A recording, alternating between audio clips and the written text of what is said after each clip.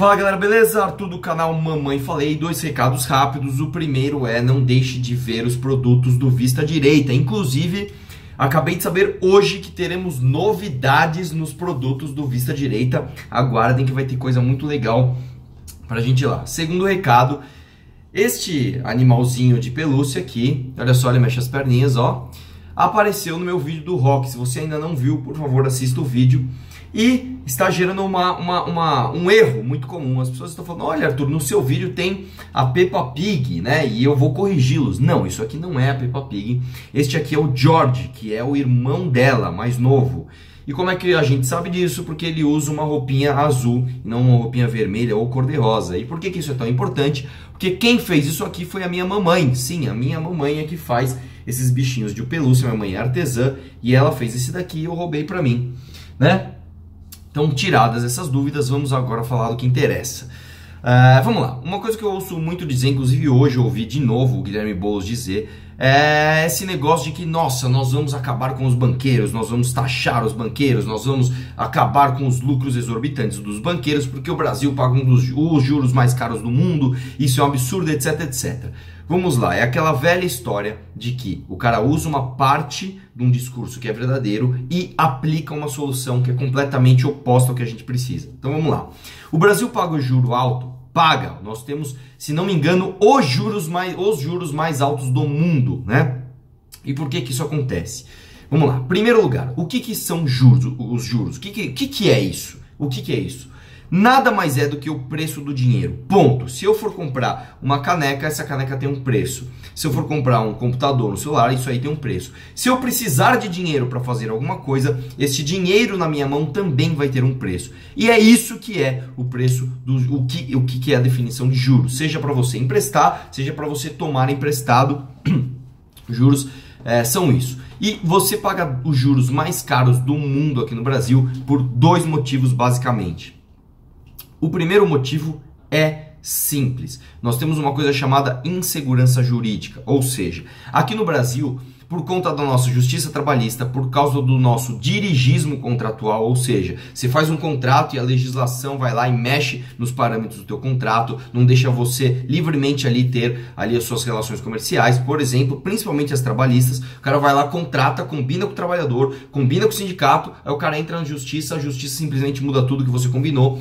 Essa insegurança jurídica, essa instabilidade, traz ao Brasil um nível de risco muito alto, ou seja, isso aos olhos do mundo, um cara que está no exterior, tem muito dinheiro, ele pensa: por que eu vou levar o meu dinheiro para o Brasil? Seja para emprestar para alguém, seja para construir alguma coisa, seja para investir aqui, não interessa. Isso faz com que as pessoas sejam hostis à ideia de trazer dinheiro para o Brasil. Ou seja, a gente tem menos oferta no mercado, então o dinheiro acaba se tornando mais caro, aumentando os juros. Esse é um dos motivos. E o outro motivo, que é o principal, e nenhum presidenciável está falando isso, olha, isso é um absurdo, nenhum presidenciável está falando isso, é que nós não temos concorrência. Como assim? Hoje aqui no Brasil, para você abrir um banco, você tem uma regulação tão pesada, mas tão pesada, que você simplesmente não consegue abrir um banco. E banco é coisa boa? Sim! Nos Estados Unidos, por exemplo, você tem milhares de bancos, você tem bancos ali estaduais,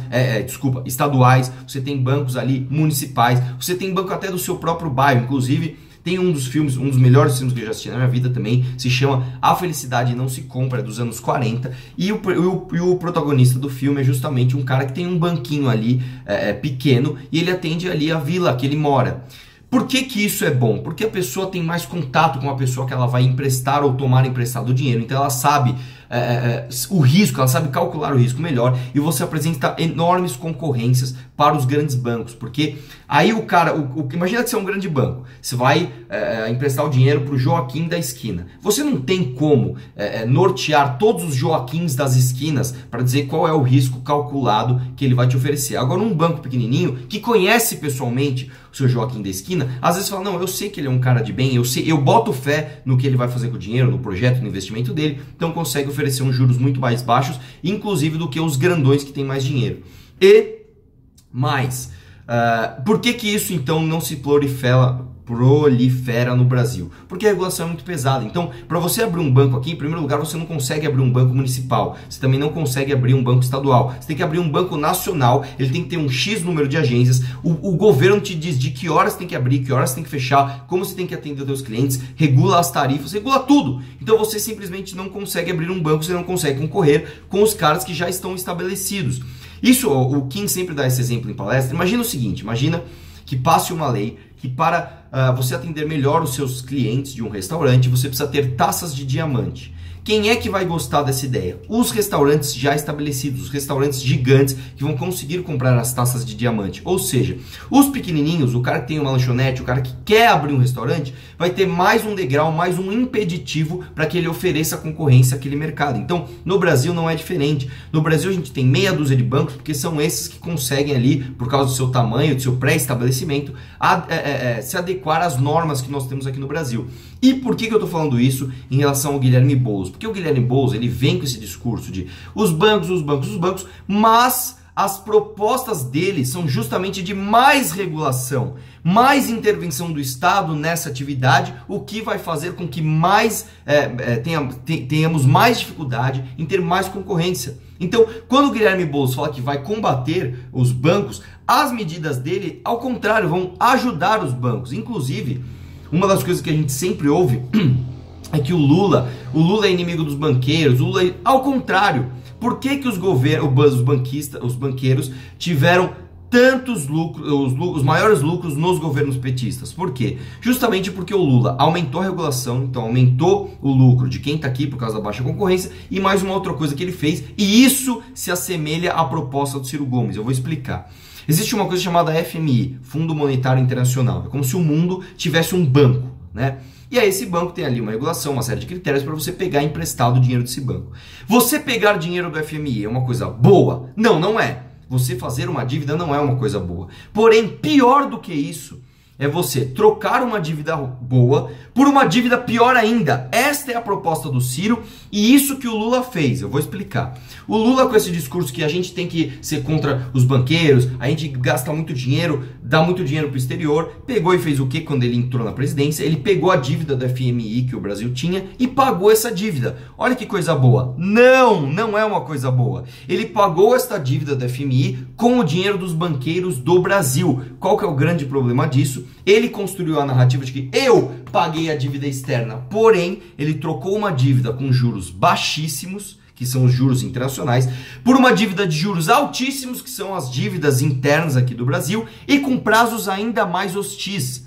Ou seja, ele pegou o nosso dinheiro aqui do Brasil, pagou uma dívida que não estava na hora de pagar e fez uma dívida maior que os banqueiros daqui, que tiveram maiores lucros por causa dos juros maiores. Deu para você entender a jogada? E aí, por que isso se assemelha ao Ciro?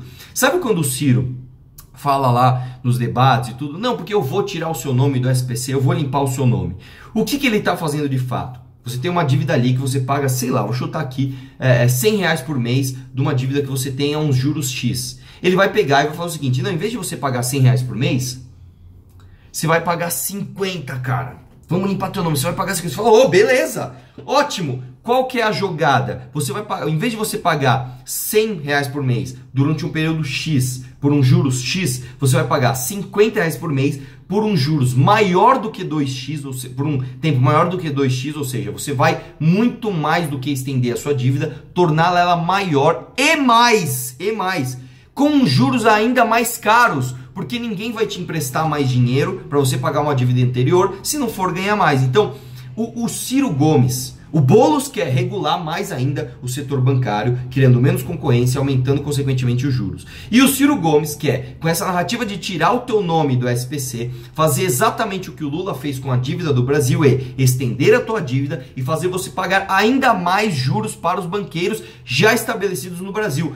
Deu para você entender a complexidade da hipocrisia, da falsa promessa desses dois candidatos de esquerda? Então é o seguinte, cara, Boulos de jeito nenhum quer regular mais, Ciro quer fazer o brasileiro pagador de imposto pagar ainda mais juros, e Quem faltou? O Haddad. O Haddad é o cara ali que leva toda a herança do PT, que fez o que o Lula fez, que apoia o que o Lula fez, de pegar o dinheiro de dentro do Brasil mais caro e pagar o dinheiro de fora do Brasil mais barato, com uma narrativa falsa de estar ali fortalecendo o nosso país, mas não, ele sim estava favorecendo e fortalecendo os banqueiros, beleza? Então, por favor, não deixe de ficar esperto, espalha isso para todo mundo. Eu sei que parece um assunto complexo, mas não é. Fale mais sobre isso, entenda jeitos de passar isso de uma maneira um pouco mais simples e vamos mostrar para todo mundo que as promessas dos candidatos de esquerda vão fazer o brasileiro pagar mais juros ainda. Um abraço e vamos questionar tudo.